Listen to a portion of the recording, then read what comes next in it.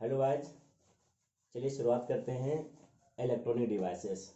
जैसे कि कल हमने आपको सिलेबस इंट्रोड्यूस किया था और उसमें जो सबसे पहला टॉपिक था classification of solid substance according to conductivity.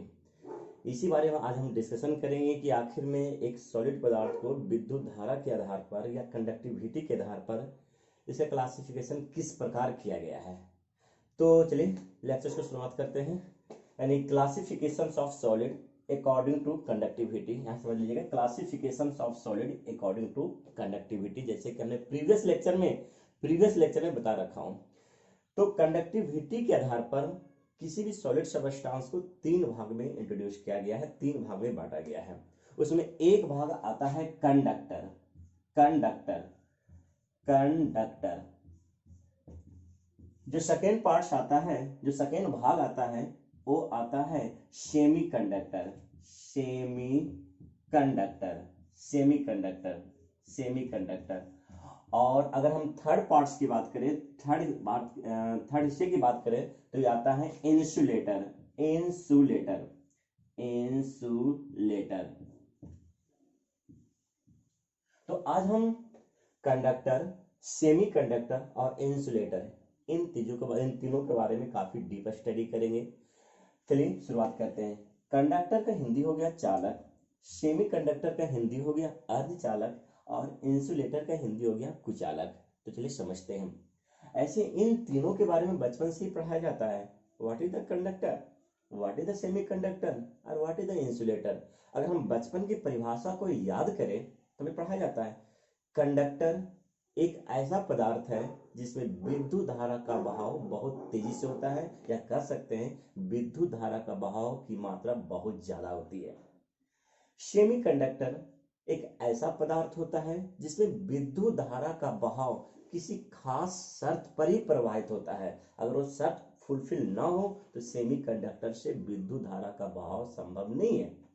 अगर हम इंसुलेटर की बात करें तो इंसुलेटर एक ऐसा पदार्थ होता है जिससे किसी भी स्थिति में विद्युत धारा का बहाव संभव नहीं है।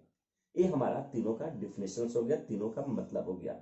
लेकिन प्रश्न ये उठता है कि सर कंडक्टर के अंदर विद्युत धारा का बहाव बहुत तेजी से क्यों होता है, रीजन क्या है।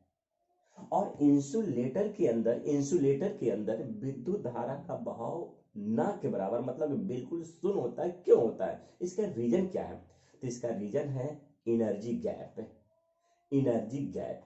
तो आज हम एनर्जी गैप के बारे में पढ़ेंगे, क्या होता है एनर्जी गैप। तो एनर्जी गैप को पढ़ाने के लिए हमें तीन शब्द को इंट्रोड्यूस करना होगा। सबसे पहला होगा वैलेंस बैंड, दूसरा होगा कंडक्शन बैंड और तीसरा होगा एनर्जी गैप, या इसी को हम बैंड गैप के नाम से भी जानते हैं। तो आज के लेक्चर्स में हम तीनों शब्दों को काफी बारीकी से समझेंगे कि क्या होता है एनर्जी गैप, क्या होता है वैलेंस बैंड और क्या होता है कंडक्शन बैंड। क्योंकि इन तीनों पदार्थों के अंदर एनर्जी गैप का जो सिचुएशंस होता है, एनर्जी गैप का जो स्ट्रक्चर्स होता है अलग अलग होता है। और एनर्जी गैप ही डिसाइड करता है कि किसको कंडक्टर होना है और किसको सेमी कंडक्टर होना है और किसको इंसुलेटर होना है। तो चलिए अपने लेक्चर्स को आगे बढ़ाते हैं। अपने लेक्चर्स को समझाने के लिए सबसे पहले एक डायग्राम के थ्रू समझाना चाहूंगा, क्योंकि डायग्राम से चीजें जल्दी समझ में आती है। और डायग्राम क्या है जरा देखिएगा यहाँ पर। चलिए समझते हैं। आइए चलिए हम तीन पदार्थ ले रहे हैं। लीजिए पदार्थ नंबर वन लीजिए, हमने तीन पदार्थ लिया। पदार्थ नंबर वन चलिए क्या किया हमने, इसको एक बैटरी से कनेक्ट कर दिया। ये हमारा पदार्थ नंबर टू है। इसे भी हमने क्या किया, एक बैटरी से कनेक्ट कर दिया। और ये पदार्थ नंबर थ्री है। चलिए ये पदार्थ नंबर थ्री है और इसे भी एक बैटरी से कनेक्ट कर दिया। चलिए, बैटरी का वोल्टेज V है, बैटरी का वोल्टेज V है, बैटरी का वोल्टेज V है। इसको हम A मान लिया, इसको हम B मान लिया, इसको हमने C मान लिया। जैसे ही आपने बैटरी से कनेक्ट किया तो विद्युत धारा का बहाव शुरू हो जाएगा। अगर हम बात करें, लीजिए, विद्युत धारा का बहाव शुरू हो गया। अब हम विद्युत धारा की अमाउंट, विद्युत धारा की मात्रा देख लेते हैं। देखता हूं कि इस पदार्थ में विद्युत धारा की जो मात्रा है, आई का जो मान है वो काफी लार्ज है, काफी बड़ा मात्रा में, काफी लार्ज है। और इसमें जो आई की मात्रा है, इसमें जो आई की मात्रा है, आई जो है, करंट जो है, वो बिल्कुल नगन, बिल्कुल शून्य के बराबर है। लेकिन इसमें जो करंट की मात्रा है, आई जो है, वो शून्य नहीं है, कुछ शून्य से कुछ ज्यादा है। यानी इसको हम कह सकते हैं स्मॉल, कह सकते हैं स्मॉल, कह सकते हैं, लीजिए स्मॉल। यानी यही तीनों पदार्थ आपके सामने हैं। तीनों पदार्थ में हमने क्या किया, बैटरी जोड़ दिया। बैटरी इसलिए जोड़ दिया क्योंकि आज का लेक्चर ये है, पदार्थों का वर्गीकरण करना है, पदार्थों का क्लासिफिकेशंस करना है विद्युत धारा के आधार पर। तो विद्युत धारा प्रोवाइड करने वाला मेरे पास एक ही डिवाइस है, वो है बैटरी। इसलिए मैं तीनों पदार्थों में बैटरी कनेक्ट कर दिया। जब देखता हूं तो इस पदार्थ में विद्युत धारा की मात्रा काफी ज्यादा है, इस पदार्थ में विद्युत धारा की मात्रा बहुत कम है, और इस पदार्थ में विद्युत की मात्रा बिल्कुल जीरो है। तो जिसमें करंट की मात्रा बहुत ज्यादा है, इसको हम कंडक्टर बोलते हैं, कंडक्टर, कंडक्टर। जिसमें करंट की मात्रा बहुत लिटिल अमाउंट में है, बहुत ही स्मॉल अमाउंट में है, इसको हम सेमी कंडक्टर बोलते हैं, सेमी, सेमी कंडक्टर, इसको हम सेमी कंडक्टर बोलते हैं। और जिसमें करंट की मात्रा बिल्कुल जीरो है, इसको हम इंसुलेटर बोलते हैं, इंसुलेटर, इंसुलेटर बोलते हैं। तो सवाल अब उठता है, सर इसके अंदर ऐसा क्या था कि इसमें करंट की मात्रा बहुत ज्यादा है? तो इस बात का जवाब ढूंढने के लिए, इस प्रश्न का जवाब ढूंढने के लिए हमें पदार्थ के इंटरनल स्ट्रक्चर्स को देखना होगा, हमें एटॉमिक लेवल के स्ट्रक्चर्स को देखना होगा। आइए ना देखते हैं एटॉमिक लेवल्स का स्ट्रक्चर्स क्या है। आइए जरा देखिएगा, जरा देखिएगा,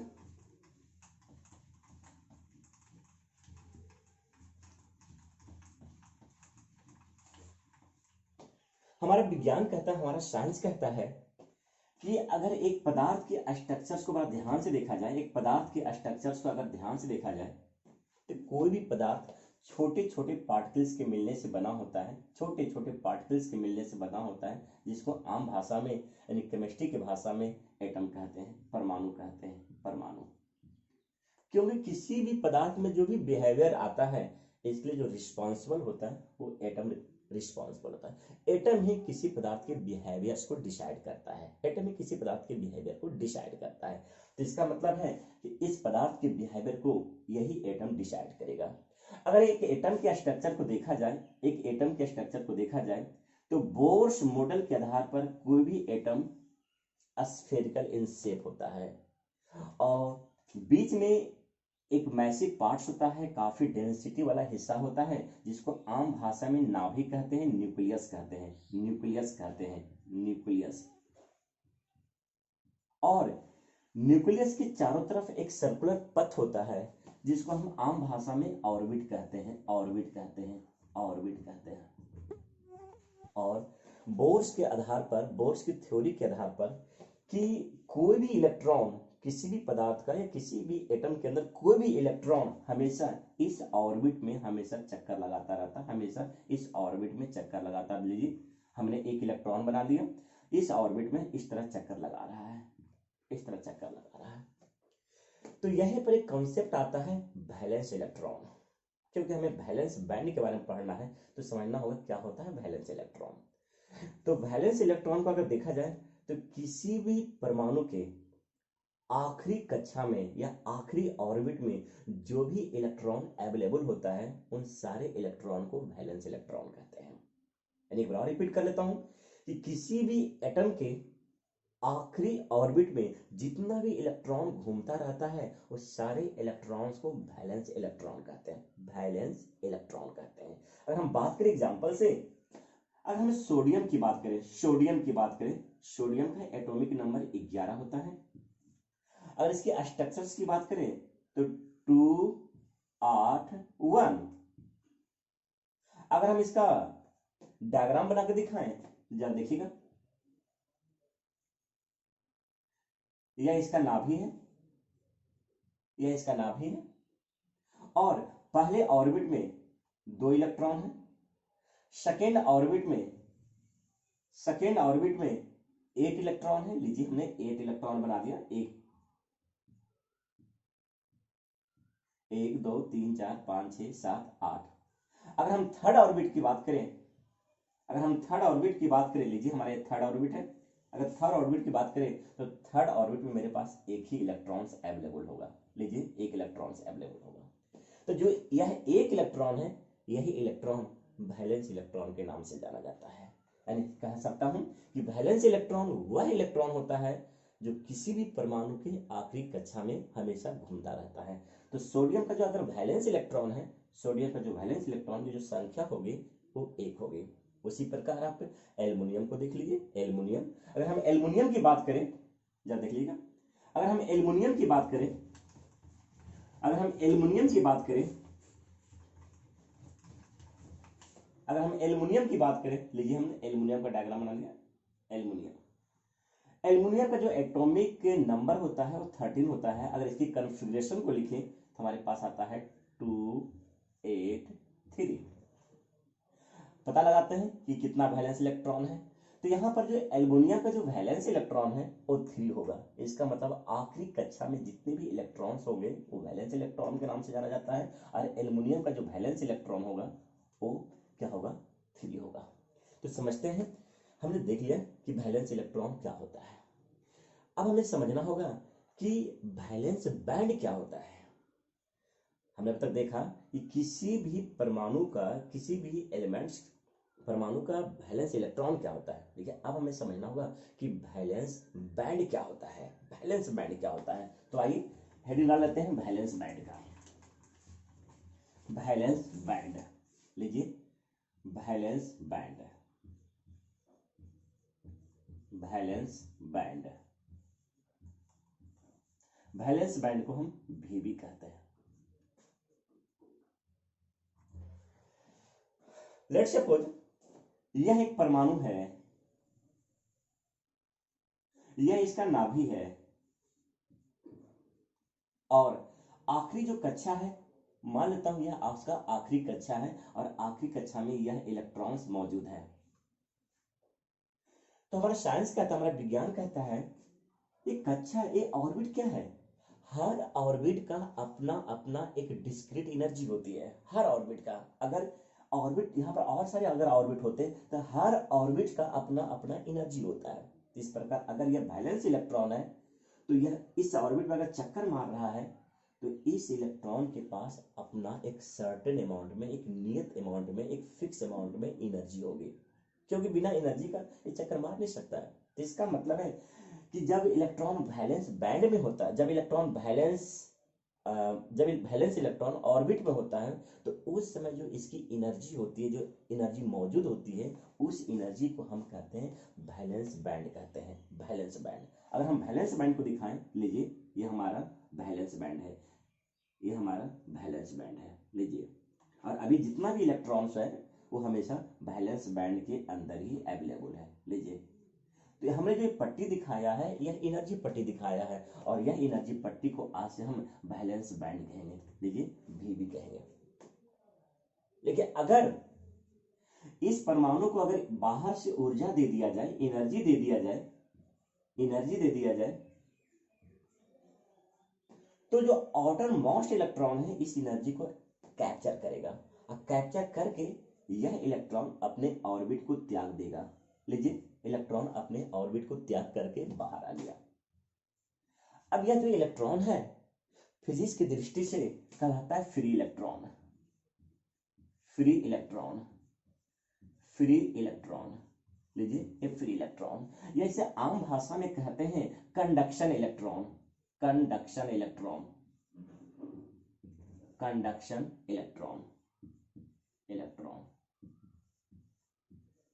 और यही कंडक्शन इलेक्ट्रॉन करंट के फॉर्मेशन के लिए रिस्पॉन्सिबल है।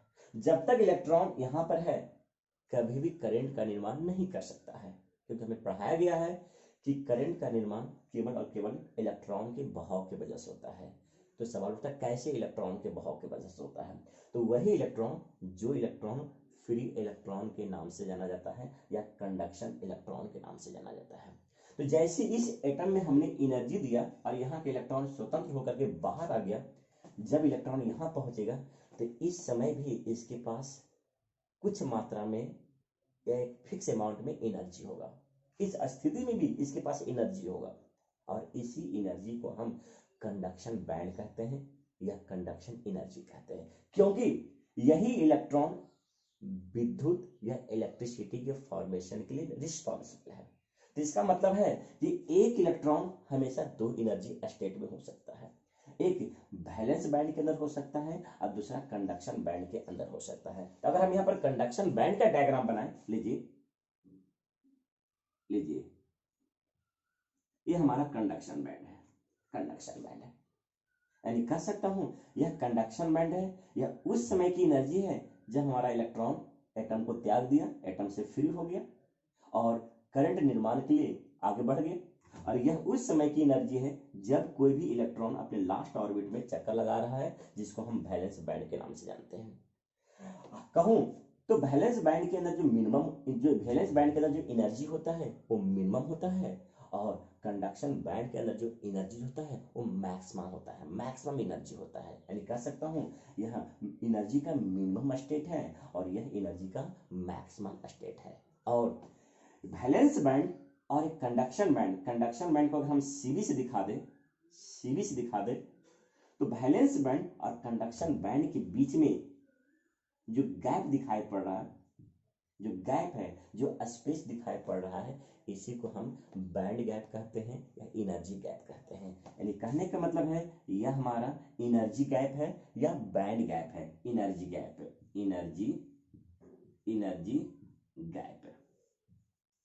एनर्जी गैप को हम शॉर्ट में ईजी से दिखाऊंगा। तो इसका मतलब है हमने देखा कि वैलेंस बैंड और कंडक्शन बैंड, इन दोनों बैंड के बीच में जो हमारे पास गैप नजर आ रहा है, इसी को एनर्जी गैप कहते हैं और या इसी को हम बैंड गैप भी कहते हैं। और यही बैंड गैप डिसाइड करता है पदार्थ कंडक्टर होगा, पदार्थ सेमीकंडक्टर होगा या पदार्थ इंसुलेटर होगा। यही बैंड गैप डिसाइड करेगा। जरा देखता हूं कि इस बैंड गैप के बारे में जरा देख लेता हूं कि बैंड गैप कंडक्टर में किस प्रकार का होता है, सेमीकंडक्टर में किस प्रकार का होता है और इंसुलेटर में किस प्रकार का होता है। जरा आप देख लीजिए, इसे आप देख लीजिए। अगर इसको हम एक बार और रिपीट करना चाहूं तो इस प्रकार रिपीट कर देता हूं। वैलेंस बैंड कोई पदार्थ कंडक्टर, सेमीकंडक्टर या इंसुलेटर होगा, ये डिसाइड करता है एनर्जी गैप। एनर्जी गैप ही डिसाइड करता है कि कौन सा पदार्थ कंडक्टर, सेमीकंडक्टर या इंसुलेटर होगा। तो एनर्जी गैप को समझने के लिए सबसे पहले हमें समझना होगा वैलेंस बैंड, फिर हमें समझना होगा कंडक्शन बैंड। तो जरा देखते हैं क्या होता है वैलेंस बैंड। हमें पता है कि कोई भी एटम के अंदर सबसे बाहरी कक्षा में जितना भी इलेक्ट्रॉन्स अवेलेबल होता है उसे हम वैलेंस इलेक्ट्रॉन कहते हैं। और उस कक्षा में जो भी एनर्जी मौजूद है, क्योंकि हर कक्षा का यानी हर ऑर्बिट का अपना अपना एनर्जी होता है, तो उस कक्षा में जितना भी एनर्जी मौजूद है उसी एनर्जी को हम कहते हैं वैलेंस बैंड। लीजिए, तो इस इलेक्ट्रॉन का जो वैलेंस बैंड है हमने यहां पर बना दिया आपको, ये आपके वैलेंस बैंड को शो करता है। नेचुरली कोई भी इलेक्ट्रॉन हमेशा वैलेंस बैंड के अंदर ही मौजूद होता है, लेकिन जैसे ही हमने क्या किया, इस परमाणु को एनर्जी बाहर से दिया। एनर्जी देने का बहुत सारे सोर्स हो सकते हैं, या तो आप उसे रब कर दीजिए, या तो आप उसमें बैटरी कनेक्ट कर दीजिए, या उसे आप धूप में रख दीजिए। लेकिन हमने यहाँ पर जो भी डायग्राम, जो शुरू में जो डायग्राम बनाया था वहां पर हमने बैटरी कनेक्ट किया था। बैटरी केवल एनर्जी प्रोवाइड करने का काम करता है। जैसे हमने इसमें एनर्जी प्रोवाइड किया तो जो वैलेंस इलेक्ट्रॉन है एनर्जी प्राप्त करता है और अपने ऑर्बिट को त्याग करके सीधे बाहर चला आता है। जब यह इलेक्ट्रॉन बाहर आता है तो इस इलेक्ट्रॉन को हम फ्री इलेक्ट्रॉन कहते हैं, या इसे हम कहते हैं कंडक्शन इलेक्ट्रॉन कहते हैं। और यही फ्री इलेक्ट्रॉन करंट के निर्माण के लिए जिम्मेदार होता है। तो इसका मतलब है यह जो हमने डायग्राम बनाया है एक कंडक्शन बैंड का डायग्राम बनाया है। तो दोनों बैंड के बीच में यानी दोनों एनर्जी लेवल्स के बीच में कुछ ना कुछ डिफरेंस है और इसी डिफरेंस को हम एनर्जी गैप कहते हैं और एनर्जी गैप को दिखाने के लिए हम ईजी का उपयोग करेंगे। तो अब हमें समझना होगा कि कंडक्टर, सेमीकंडक्टर और इंसुलेटर में एनर्जी गैप का सिचुएशन कैसा होता है। आइए ना समझते हैं।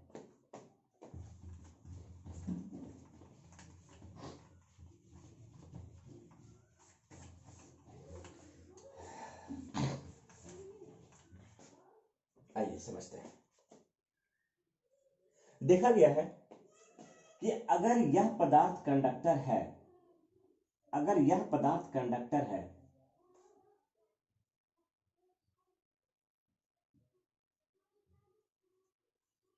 यह पदार्थ कंडक्टर है तो इस पदार्थ का जो एनर्जी गैप है उसका सिचुएशन, उसका स्थिति इस प्रकार होता है। लीजिए ये वैलेंस बैंड है, लीजिए हमने ये वैलेंस बैंड को बना दिया, ये वैलेंस बैंड है और अभी जितना भी इलेक्ट्रॉन्स है सब यहीं पर है और यह इसका कंडक्शन बैंड है। लीजिए यह इसका कंडक्शन बैंड है, लीजिए लीजिए यह इसका सीबी है। जरा देखिए तो अगर आप दूसरे पदार्थ की बात करें जिसको हमने सेमीकंडक्टर बोला था, जरा देखिएगा ये सेकंड पदार्थ है, लीजिए हमने इसके साथ बैटरी कनेक्ट कर दिया। अगर हम इस पदार्थ की वीबी और सीबी का जो सिचुएशन उसको देखें तो ये हमारे पास वैलेंस बैंड हो गया, this is the valence band, this is the valence band, ये हमारे पास वैलेंस बैंड हो गया वीबी और ये हमारा सीबी हो गया, कंडक्शन बैंड हो गया।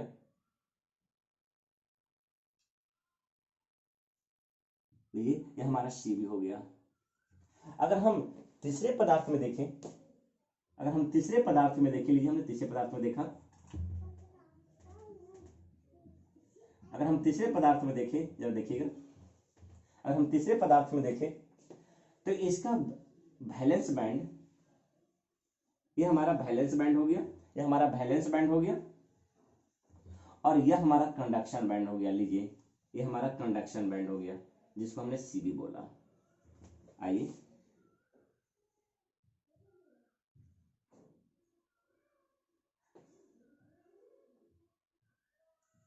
ये हमारा एनर्जी गैप हो गया। नेचुरली में जितना भी इलेक्ट्रॉन्स होता है वैलेंस बैंड के अंदर होता है। अब इसे गौर से देखिएगा कि अगर हम इसे कंडक्टर बोले, this is the conductor, this is the conductor, this is the semiconductor, this is the semiconductor और this is the insulator, this is the insulator. तो आप कंडक्टर में जरा देखिए, वैलेंस बैंड, वैलेंस बैंड और conduction band एक दूसरे के ऊपर ओवरलैप्ड है, एक दूसरे के ऊपर चढ़ा हुआ है। यानी कह सकता हूं जब एक दूसरे के ऊपर चढ़ा होगा तो जो एनर्जी गैप होगा, जो एनर्जी गैप होगा जिसको हमने एजी से दिखाया था, एनर्जी जो गैप होगा वो जीरो के बराबर होगा क्योंकि इन दोनों के बीच में कोई गैप ही नहीं रह पाएगा। हल्का सा भी एनर्जी मिलेगा, हल्का सा भी ऊर्जा मिलेगा तो इलेक्ट्रॉन आसानी से यहां से यहां जंप कर जाएगा, अधिक से अधिक इलेक्ट्रॉन यहां से यहां जंप करेगा क्योंकि इनके दोनों के बीच में जो गैप है वो ना के बराबर है, मतलब जीरो है। जब अधिक से अधिक इलेक्ट्रॉन जंप करेगा तो हमें पढ़ाया जाता है इलेक्ट्रिसिटी के अंदर कि आई बराबर होता है N into E upon T, यानी करंट की जो मात्रा होती है वो नंबर ऑफ इलेक्ट्रॉन पर निर्भर करता है। जितना अधिक से अधिक, जितना अधिक से अधिक इलेक्ट्रॉन जंप करेगा उतना अधिक से अधिक करंट का निर्माण होगा। तो कंडक्टर के अंदर वीबी और सीबी के बैंड में जो गैप है वो जीरो के बराबर है। तो इसका मतलब है अधिक से अधिक इलेक्ट्रॉन जंप करेगा और जब अधिक से अधिक इलेक्ट्रॉन जंप करेगा तो करंट की मात्रा भी बहुत ज्यादा होगा। उसी तरह अगर सेमीकंडक्टर के अंदर देखा जाए तो वैलेंस बैंड और कंडक्शन बैंड के बीच में जो गैप है ना वो थोड़ा ज्यादा है, यानी जीरो नहीं कह सकते हैं, जीरो से थोड़ा जस्ट ज्यादा है। जब जीरो से ज्यादा है तो इसका मतलब है इलेक्ट्रॉन जंप करेगा। देखिए इसकी तुलना में बहुत ही कम ही इलेक्ट्रॉन जंप कर पाएगा, तो इसका मतलब है इक्का दुक्का इलेक्ट्रॉन ही वैलेंस बैंड से जंप कर पाएगा कंडक्शन बैंड में। तब जैसे इलेक्ट्रॉन की मात्रा है तो कम गया, जैसे इलेक्ट्रॉन की मात्रा कमेगा तो करंट की मात्रा भी बहुत कम जाएगा। अब हम बात करते हैं इंसुलेटर का, बात करते हैं इंसुलेटर का। तो इंसुलेटर के अंदर वैलेंस बैंड और कंडक्शन बैंड, इनके बीच का जो गैप होता है ना वो बहुत ज्यादा होता है। बहुत ज्यादा होने की वजह से कोई भी इलेक्ट्रॉन वैलेंस बैंड से कंडक्शन बैंड में जंप नहीं कर पाएगा। जब इलेक्ट्रॉन जंप ही नहीं कर पाएगा तो इसका मतलब है कोई भी करंट का निर्माण इंसुलेटर के अंदर नहीं हो पाएगा। ये साफ दिख रहा है कि आखिर में कोई भी पदार्थ कंडक्टर क्यों बन जाता है, सेमीकंडक्टर क्यों बन जाता है, इंसुलेटर क्यों बन जाता है। तो इसके लिए मेन रिस्पॉन्सिबल होता है एनर्जी गैप। एनर्जी गैप अगर हम एक रिसर्च माने, एक प्रैक्टिकल देखें तो इसके अंदर जो एनर्जी गैप होता है वो जीरो के बराबर होता है, और इसके अंदर जो एनर्जी गैप होता है, इसके अंदर यानी सेमीकंडक्टर के अंदर जो एनर्जी गैप होता है जिसको हम इजी बोलते हैं, वो करीब करीब 3 इलेक्ट्रॉन वोल्ट से कम होता है। लेकिन अगर इंसुलेटर की बात करें तो इंसुलेटर के अंदर जो एनर्जी गैप होता है वो करीब करीब 3 इलेक्ट्रॉन वोल्ट से ज्यादा होता है। इसका मतलब है कभी पूछा भी जाता है कंडक्टर के अंदर एनर्जी गैप 0 होता है, सेमीकंडक्टर की एनर्जी गैप 3 इलेक्ट्रॉन वोल्ट से कम होता है, और इंसुलेटर के अंदर जो एनर्जी गैप होता है 3 eV से ज्यादा होता है। तो हमने देखा कि कंडक्टर, सेमीकंडक्टर और इंसुलेटर में क्या फर्क होता है, और आखिर में एक तीनों का निर्माण के अंदर इन तीनों में जो डिफरेंसेस आते हैं वो क्यों डिफरेंसेस आते हैं। तो एक बार समरी कर दूं, एनर्जी गैप, कंडक्टर में एनर्जी गैप 0 होता है, अधिक से अधिक इलेक्ट्रॉन वीबी से सीबी में चले जाते हैं, और जितना ज्यादा इलेक्ट्रॉन जंप करेगा करंट का निर्माण उतना ज्यादा होगा। सेमीकंडक्टर में वीबी और सीबी के बीच में गैप थोड़ा ज्यादा होता है, गैप ज्यादा होने की वजह से कम इलेक्ट्रॉन वीबी से सीबी में जा पाता है, इलेक्ट्रॉन की संख्या जैसे कम होगा तो करंट की मात्रा कम जाएगा। अगर हम बात करें इंसुलेटर का, तो इंसुलेटर के अंदर वीबी और सीबी में गैप ज्यादा है, ज्यादा गैप होने की वजह से कोई भी इलेक्ट्रॉन यहां से यहां जंप नहीं कर पाता है। जब इलेक्ट्रॉन जंप ही नहीं कर पाएगा तो इसका मतलब है करंट का निर्माण संभव नहीं है। ये हमने तीनों में फर्क देखा। अब बात करते हैं फीडबैक की।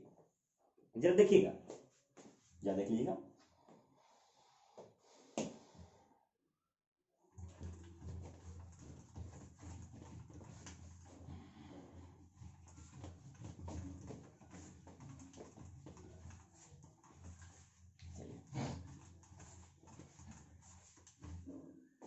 चलिए।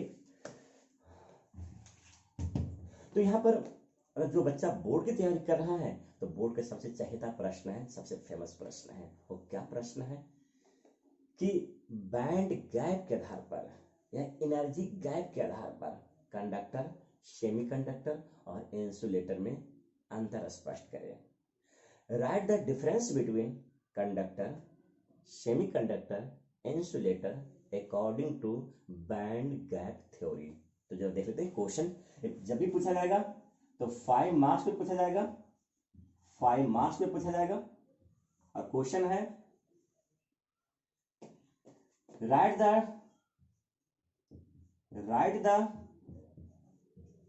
Difference between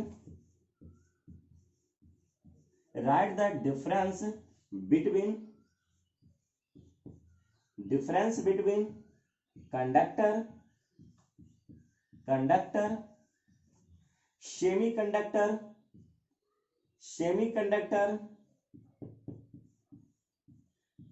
semiconductor, insulator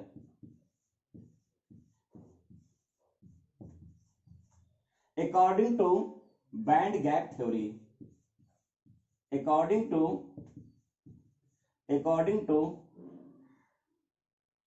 band gap या एनर्जी